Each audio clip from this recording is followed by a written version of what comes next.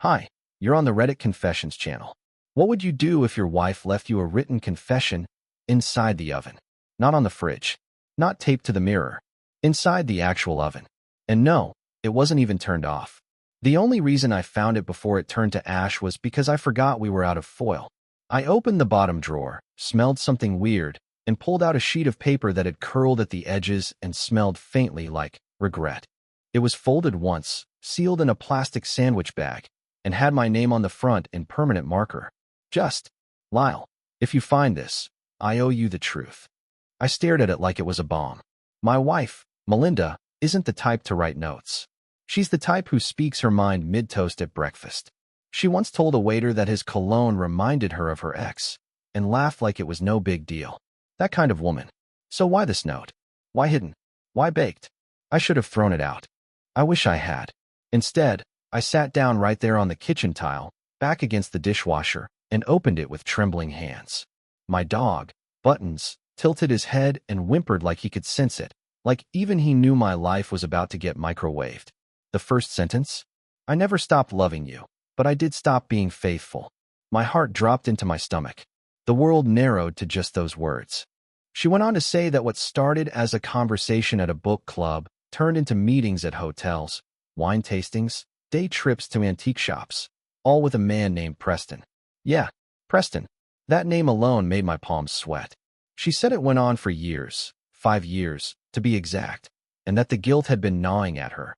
But she didn't know how to tell me because she couldn't live without the version of us I believed in. That sentence haunts me more than the rest. She ended the letter with, "Check the freezer. There's more." And there was. No, not another note. Not a hard drive. Nothing digital. Just a little plastic bag filled with receipts. Receipts from restaurants in cities I've never been to. Receipts signed in her handwriting. With 2 glasses of wine. Lobster. A second entree. Hotels. Gas stations. Art galleries. And then I saw one receipt with my name, my full name, written on it. Not hers. Mine. I thought it was a mistake. Until I realized she'd been posing as me. For years. Why? That's what I'm going to find out.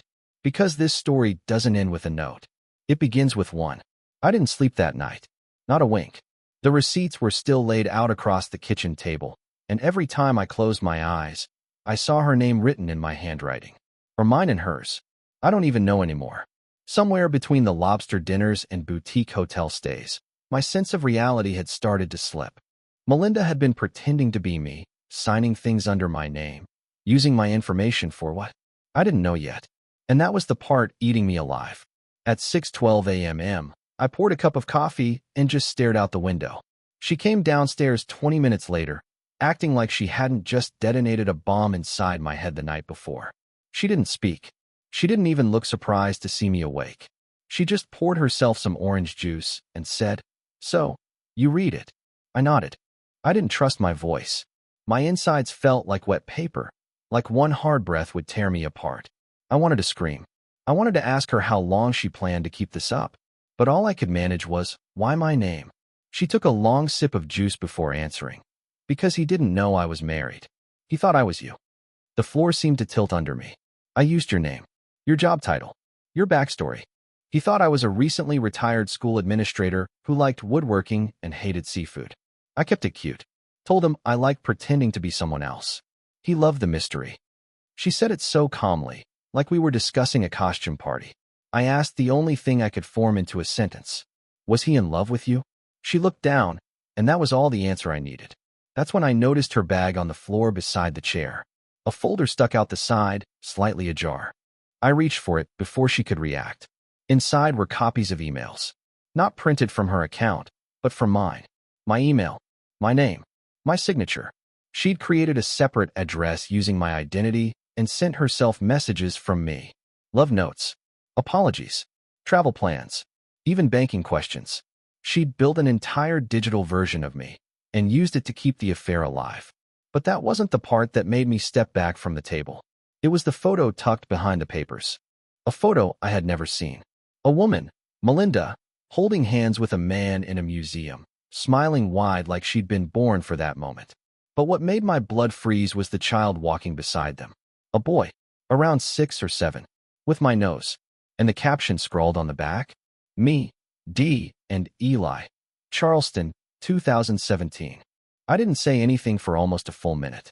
My hands trembled as I held the photo.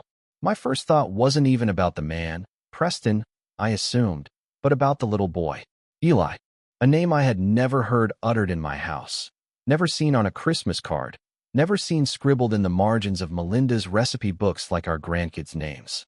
And yet, here he was, walking beside my wife as if she were his mother. Or was she?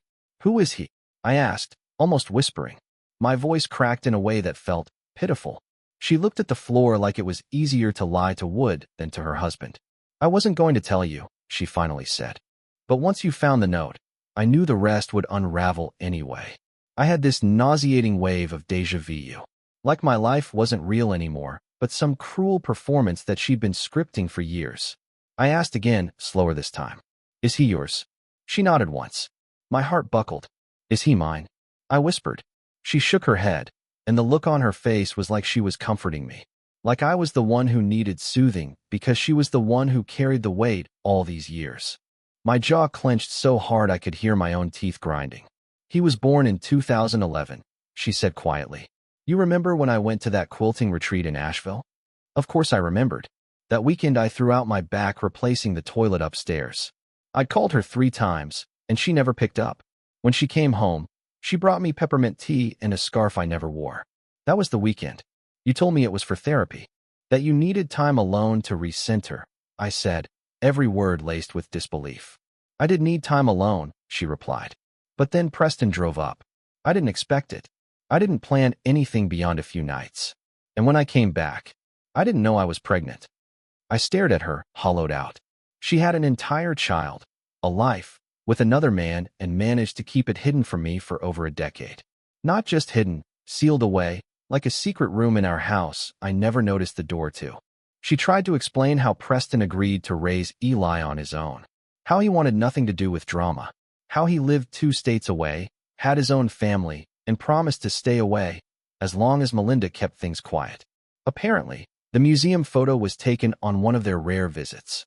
I asked the question that had been sitting in my throat like a stone. Does Eli know who you are? She looked me dead in the eyes and said, He calls me Aunt Mel. I couldn't bring myself to speak for the rest of that day.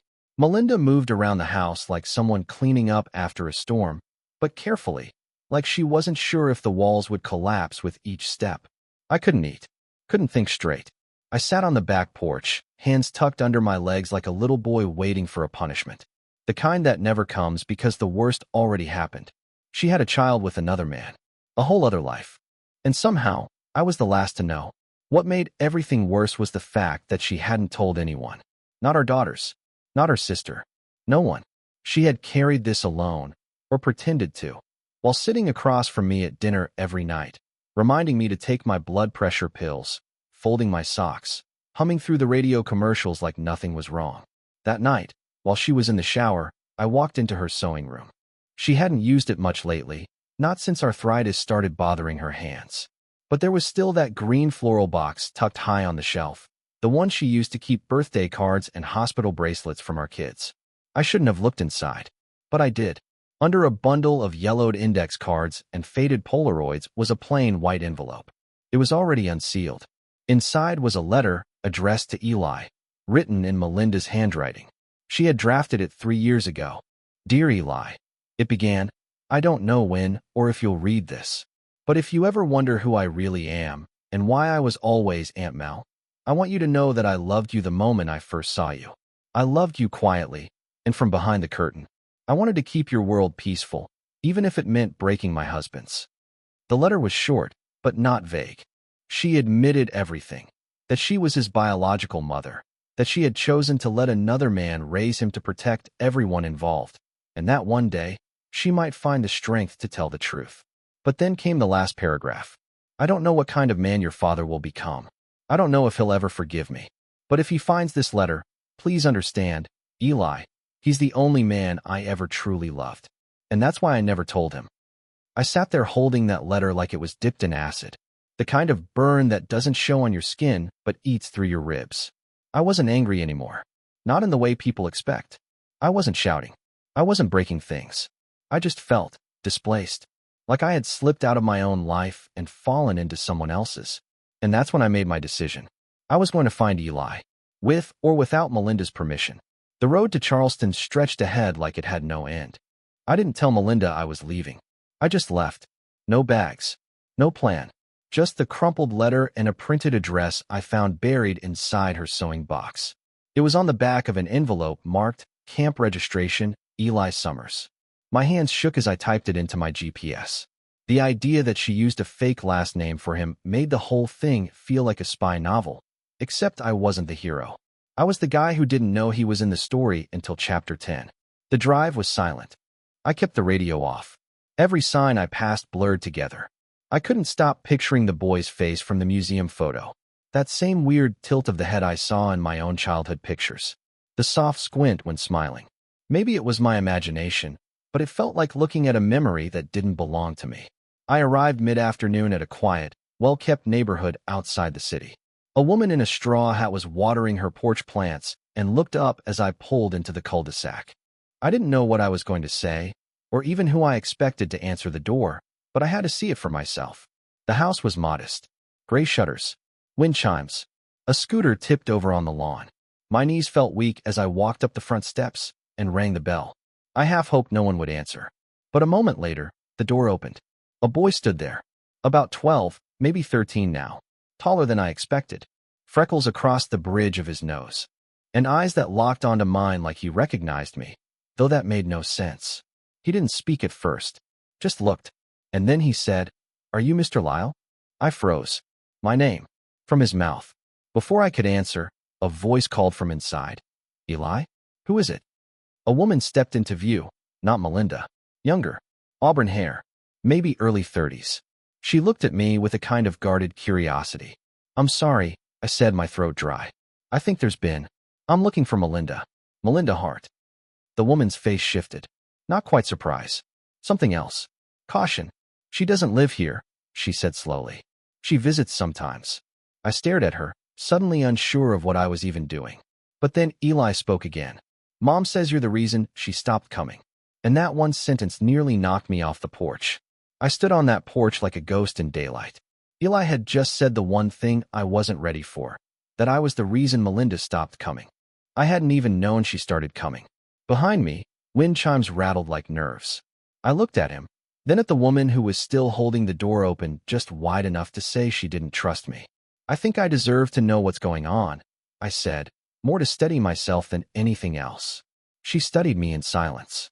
Then, after a long pause, she stepped aside. Inside, the house was quiet, like a secret too shy to speak. She introduced herself as Heather, said she was Eli's legal guardian, and that Melinda had been in and out of the picture since he was 6. I asked where Preston was. "Dead," she said. Just like that. Died in 2021. Heart attack. I sat down hard in the living room chair.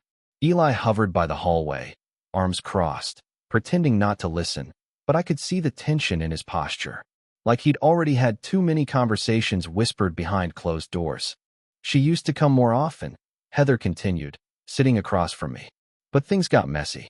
He started asking questions she didn't want to answer. And then, after one visit, she just stopped showing up.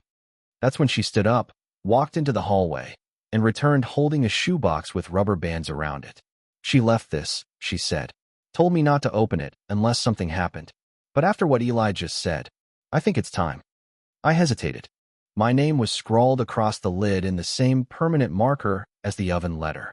I opened it slowly, half expecting more handwritten bombs. But instead, it was photos. Dozens of them. All of Melinda. Some alone. Some with Preston. But many, far too many, with Eli. Birthdays. Parks. Airports. Even school events. In one, she was holding up a drawing with him at an art fair. In another, she was brushing his hair while he scowled. And in the most recent, she was hugging him goodbye in front of this very house. I looked up at Heather. Why didn't she tell me he knew her as more than just a friend? "She was afraid," she said, "of what you'd do, of what you'd think. But I think the truth is worse." I asked what truth. Heather looked toward the hallway. "You should ask Eli what he calls you when he's angry." I did. Later. That night. And when I asked, Eli didn't even hesitate. He said, "I call you Dad. Because that's who you are." I didn't react when Eli called me dad. I couldn't. My body heard it before my brain did. It wasn't the word itself that broke me. It was the way he said it. So casual. So familiar. Like he'd been practicing it in private, unsure if it would ever be safe to say out loud. And now that it was, he let it fall from his mouth like it always belonged. Heather handed me the box of photos again and said gently, "He's known about you for a while. Not everything, but enough. Melinda told him your name, what you look like, where you live. That she loved you once, but it was complicated." I didn't know whether to be touched or sick.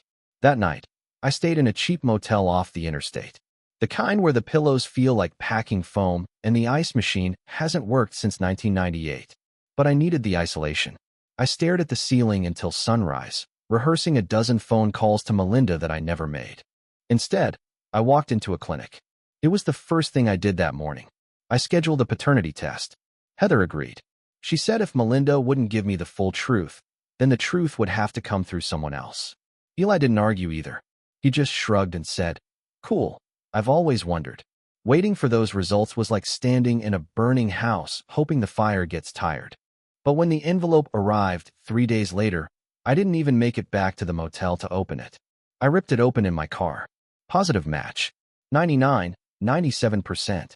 He was mine. Not Preston's. Not someone else's. Mine. The world tilted again. I could hardly breathe. For years I'd been living under a lie that Melinda crafted to protect what? Herself? Me? The life she wanted to control? I drove back home with the paper folded in my coat pocket like a weapon I didn't know how to use. I didn't knock when I walked through the door. I didn't need to. She was sitting on the living room couch, holding her phone like it had betrayed her. She knew. Her face was pale. Her hands were clenched. Before I could say a word, she whispered, "You went to him." I dropped the test results on the coffee table. "Your move," I said. And I've never seen fear look so much like guilt. Melinda didn't deny it. She didn't cry, argue, or defend herself. She just stared at the DNA test like it had taken something from her that she could never get back. I waited for her to say something. Anything. But all she did was whisper, "I thought Preston was the father." I really did. I sat down, heart pounding like I was still mid-storm. "So why didn't you tell me when you found out he wasn't?" She looked at me, tired and older than I'd ever seen her. "Because I thought it was too late. And because I didn't think you'd want him, not after knowing everything." And she was wrong. The truth? I was angry, wrecked. But seeing Eli, hearing him call me dad, seeing that flicker of myself in his expressions, that changed everything. I had missed 12 years, yes, but I didn't have to miss the rest. I told Melinda we were going to fix it. Not our marriage. That was its own battlefield. But the damage she'd done between me and my son. I wasn't going to let her fear be the reason he grew up without answers. Without me. Over the next few weeks, I reached out to Eli. I didn't push. I just showed up, a few texts, a call, a visit. He was hesitant at first, but kids know when someone's genuine. And slowly, he warmed up. We went to a baseball game. We made a disaster of a birdhouse project. He even asked if he could visit my workshop and try using real tools, not plastic ones. Melinda gave us space. She didn't get in the way. And for the first time in what felt like forever, I was building something real, not out of wood, but out of truth. Last week, Eli gave me a drawing. Just a stick figure with messy gray hair holding hands with a smaller one. It said, "Me and Dad. I don't forgive everything, but I've decided to move forward anyway. Not for Melinda, not even for closure, but for the boy who deserved better, and the man I forgot I could still become." That's the end of my story. Thanks for listening here on Reddit Confessions. Now I want to hear from you. What moment in this story hit you hardest? The piano letter, the museum photo, or the DNA test? Drop it in the comments. And if you've ever faced a hidden truth like this, you're not alone. We'll see you in the next story.